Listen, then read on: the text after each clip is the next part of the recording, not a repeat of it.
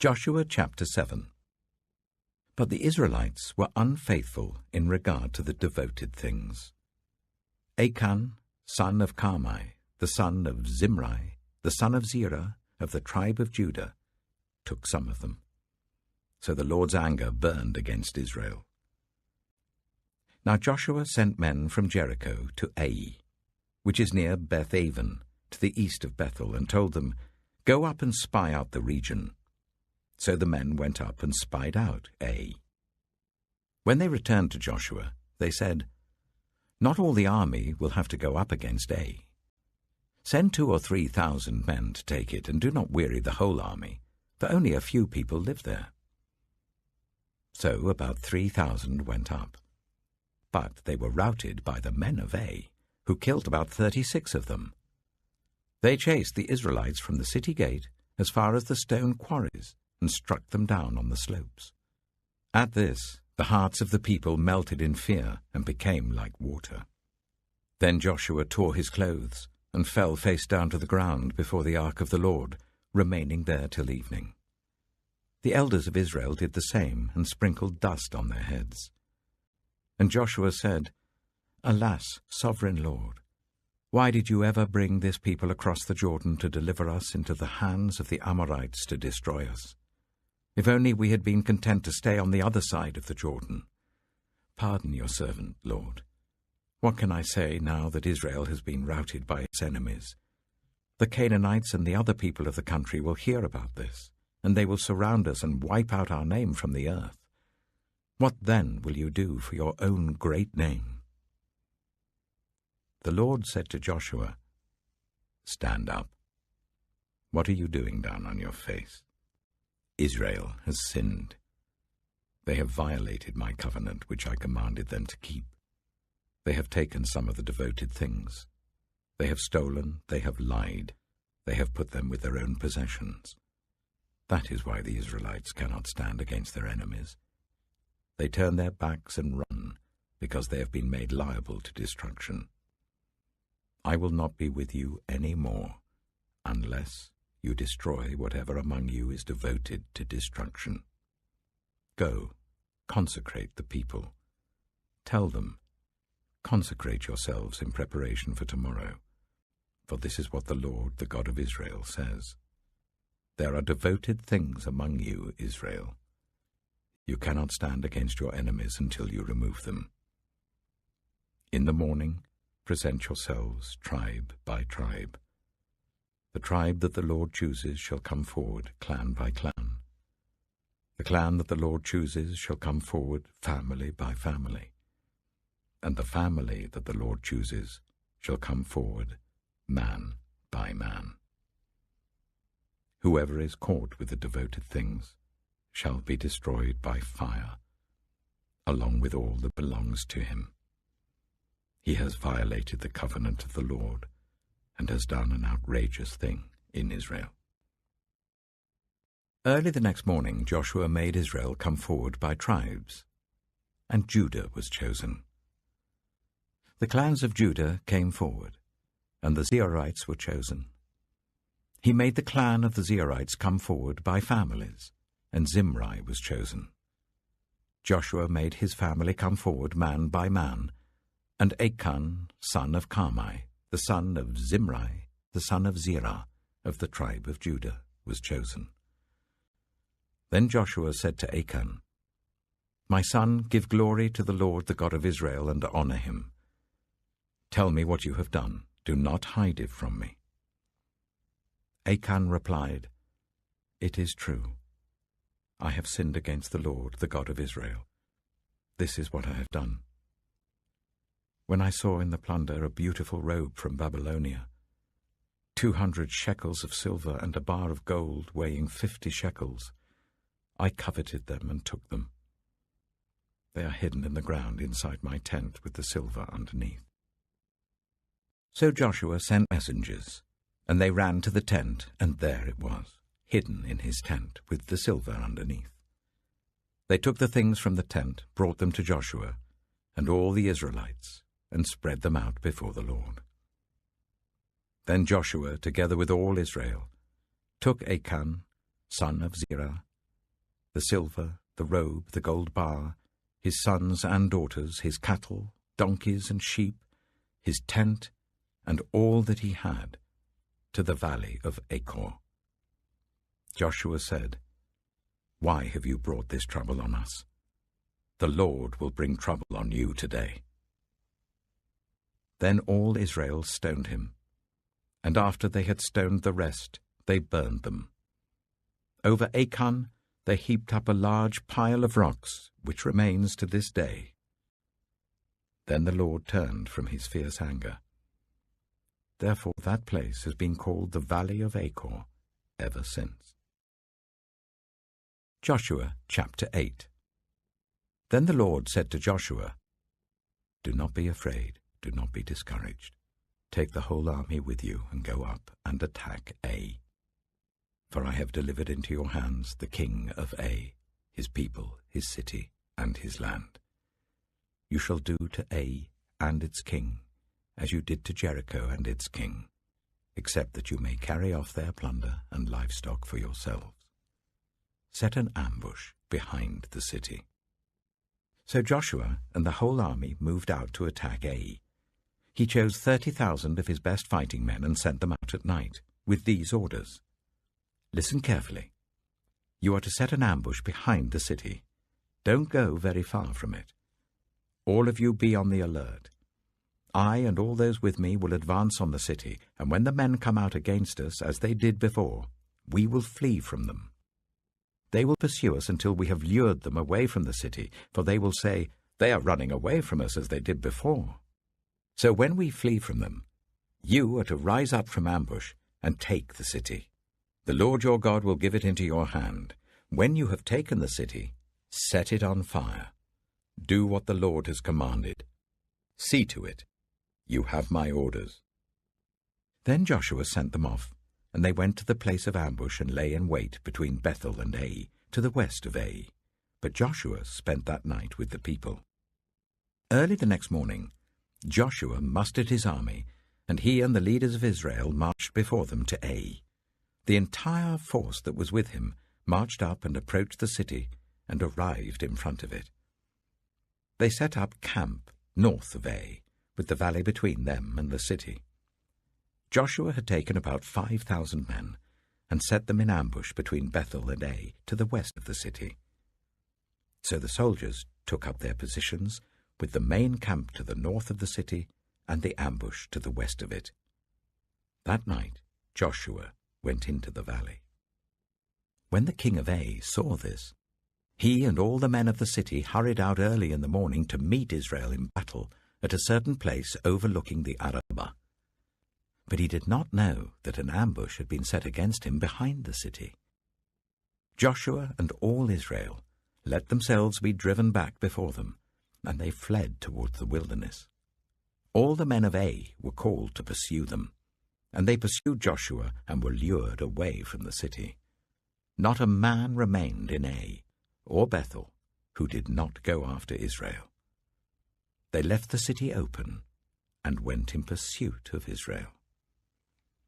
Then the Lord said to Joshua, "Hold out towards Ai the javelin that is in your hand, for into your hand I will deliver the city."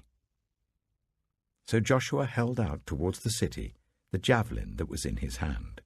As soon as he did this, the men in the ambush rose quickly from their position and rushed forward. They entered the city and captured it and quickly set it on fire. The men of Ai looked back and saw the smoke of the city rising up into the sky, but they had no chance to escape in any direction. The Israelites who had been fleeing towards the wilderness had turned back against their pursuers. For when Joshua and all Israel saw that the ambush had taken the city, and that smoke was going up from the city, they turned round and attacked the men of Ai. Those in the ambush also came out of the city against them, so that they were caught in the middle with Israelites on both sides.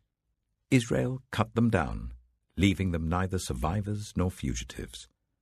But they took the king of Ai alive and brought him to Joshua. When Israel had finished killing all the men of Ai in the fields and in the wilderness where they had chased them, and when every one of them had been put to the sword, all the Israelites returned to Ai and killed those who were in it. 12,000 men and women fell that day, all the people of Ai.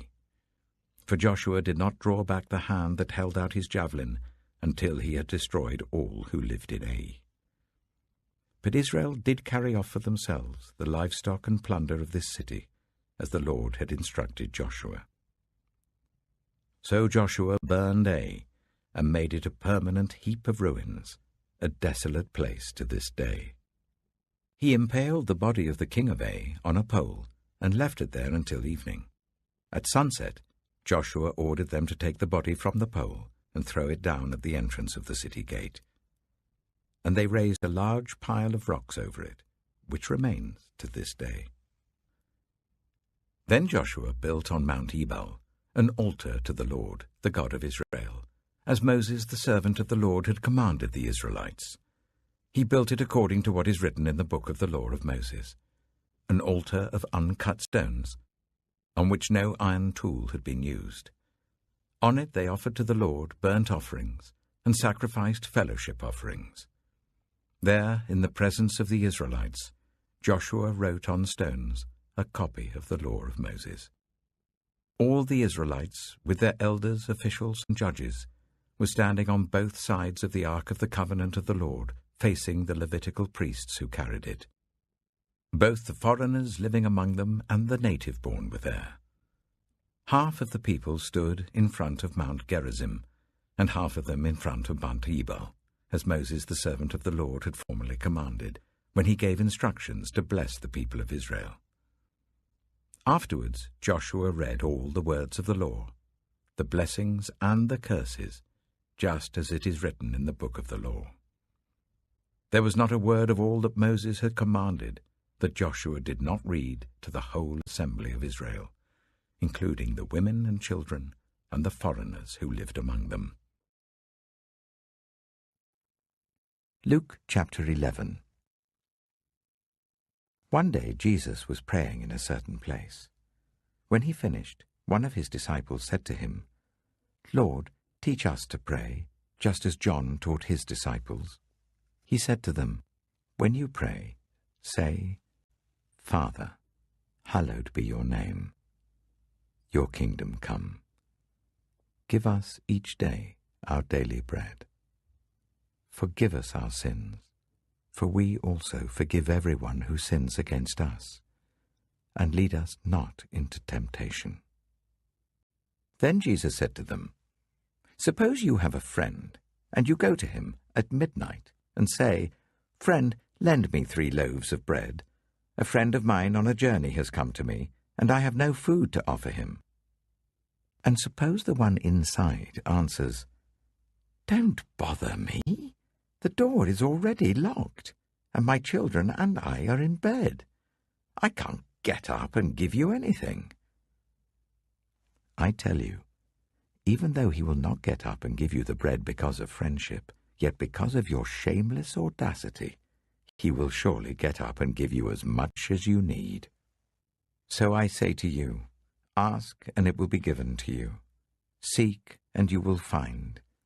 Knock and the door will be opened to you. For everyone who asks receives, the one who seeks finds, and to the one who knocks the door will be opened. Which of you fathers, if your son asks for a fish, will give him a snake instead? Or if he asks for an egg, will give him a scorpion? If you then, though you are evil, know how to give good gifts to your children, how much more will your Father in heaven give the Holy Spirit to those who ask him?" Jesus was driving out a demon that was mute. When the demon left, the man who had been mute spoke, and the crowd was amazed. But some of them said, "By Beelzebul, the prince of demons, he is driving out demons." Others tested him by asking for a sign from heaven. Jesus knew their thoughts and said to them, "Any kingdom divided against itself will be ruined, and a house divided against itself will fall. If Satan is divided against himself, how can his kingdom stand? I say this because you claim that I drive out demons by Beelzebul. Now if I drive out demons by Beelzebul, by whom do your followers drive them out? So then, they will be your judges. But if I drive out demons by the finger of God, then the kingdom of God has come upon you.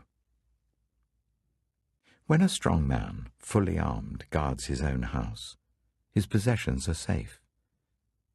But when someone stronger attacks and overpowers him, he takes away the armor in which the man trusted and divides up his plunder. Whoever is not with me is against me, and whoever does not gather with me scatters. When an impure spirit comes out of a person, it goes through arid places seeking rest and does not find it. Then it says, I will return to the house I left. When it arrives, it finds the house swept clean and put in order. Then it goes and takes 7 other spirits more wicked than itself, and they go in and live there. And the final condition of that person is worse than the first. As Jesus was saying these things, a woman in the crowd called out, Blessed is the mother who gave you birth and nursed you. He replied, Blessed rather are those who hear the word of God and obey it. As the crowds increased, Jesus said, This is a wicked generation. It asks for a sign, but none will be given it except the sign of Jonah. For as Jonah was a sign to the Ninevites, so also will the Son of Man be to this generation. The Queen of the South will rise at the judgment with the people of this generation and condemn them. For she came from the ends of the earth to listen to Solomon's wisdom, and now something greater than Solomon is here. The men of Nineveh will stand up at the judgment with this generation and condemn it, for they repented at the preaching of Jonah, and now something greater than Jonah is here. No one lights a lamp and puts it in a place where it will be hidden, or under a bowl. Instead, they put it on its stand, so that those who come in may see the light. Your eye is the lamp of your body. When your eyes are healthy, your whole body also is full of light. But when they are unhealthy, your body also is full of darkness. See to it then that the light within you is not darkness. Therefore, if your whole body is full of light, and no part of it dark, it will be just as full of light as when a lamp shines its light on you. When Jesus had finished speaking, a Pharisee invited him to eat with him. So he went in and reclined at the table. But the Pharisee was surprised when he noticed that Jesus did not first wash before the meal. Then the Lord said to him, Now then, you Pharisees, clean the outside of the cup and dish, but inside you're full of greed and wickedness. You foolish people, did not the one who made the outside make the inside also?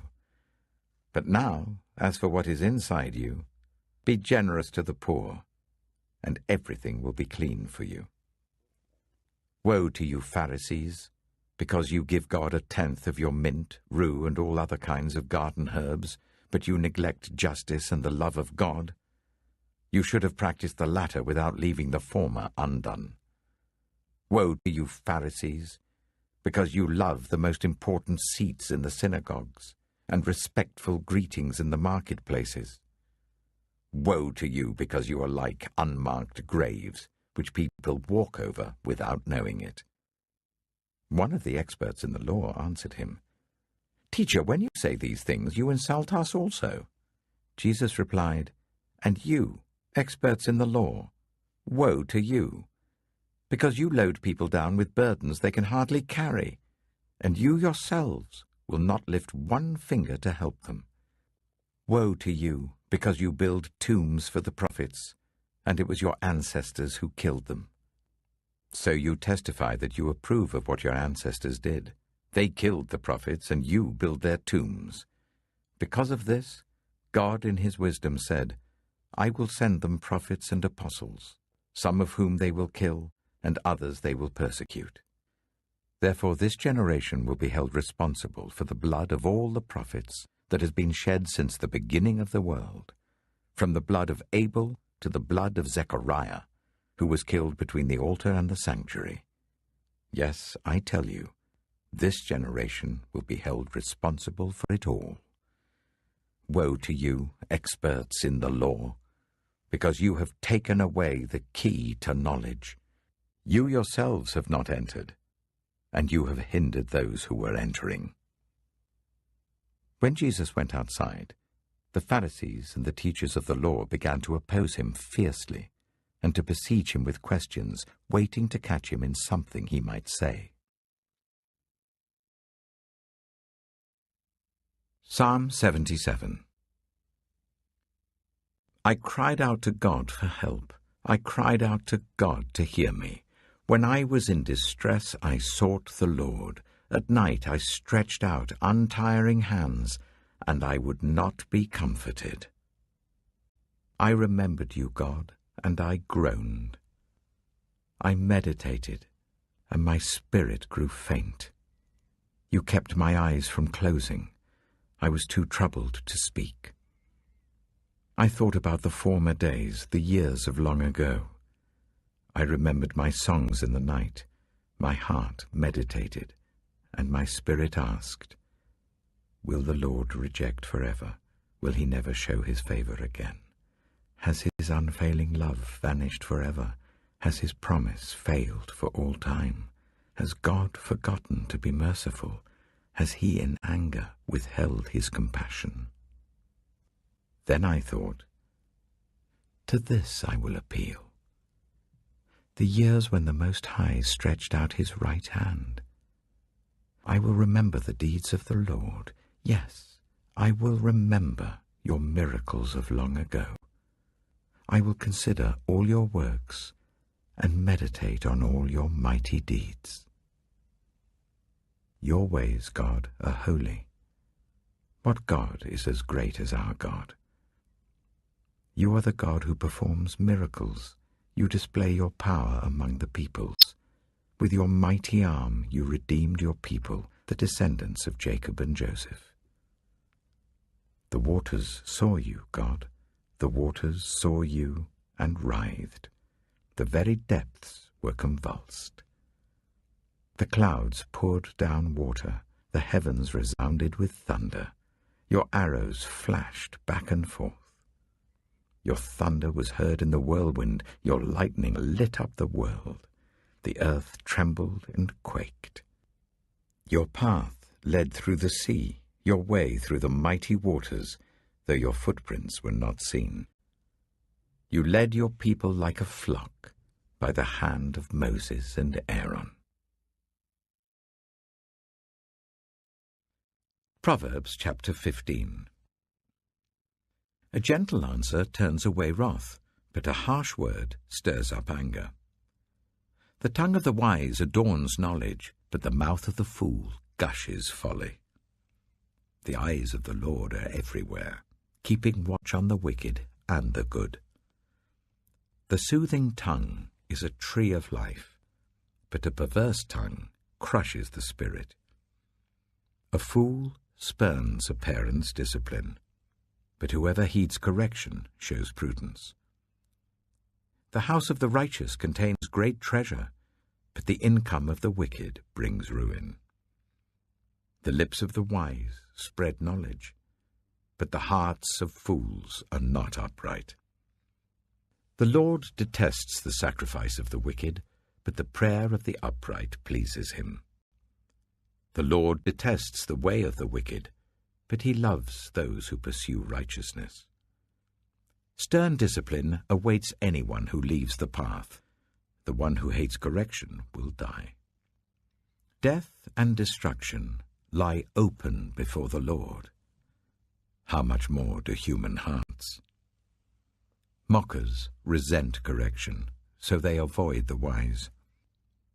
A happy heart makes the face cheerful, but heartache crushes the spirit. The discerning heart seeks knowledge, but the mouth of a fool feeds on folly. All the days of the oppressed are wretched, but the cheerful heart has a continual feast. Better a little with the fear of the Lord than great wealth with turmoil. Better a dish of vegetables with love than a fattened calf with hatred. A hot-tempered person stirs up conflict, but the one who is patient calms a quarrel. The way of the sluggard is blocked with thorns, but the path of the upright is a highway. A wise son brings joy to his father, but a foolish man despises his mother. Folly brings joy to one who has no sense, but whoever has understanding keeps a straight course. Plans fail for lack of counsel, but with many advisers they succeed. A person finds joy in giving an apt reply, and how good is a timely word. The path of life leads upward for the prudent, to keep them from going down to the realm of the dead. The Lord tears down the house of the proud, but he sets the widow's boundary stones in place. The Lord detests the thoughts of the wicked, but gracious words are pure in his sight. The greedy bring ruin to their households, but the one who hates bribes will live. The heart of the righteous weighs its answers, but the mouth of the wicked gushes evil. The Lord is far from the wicked, but he hears the prayer of the righteous. Light in a messenger's eyes brings joy to the heart, and good news gives health to the bones. Whoever heeds life-giving correction will be at home among the wise. Those who disregard discipline despise themselves, but the one who heeds correction gains understanding. Wisdom's instruction is to fear the Lord, and humility comes before honor.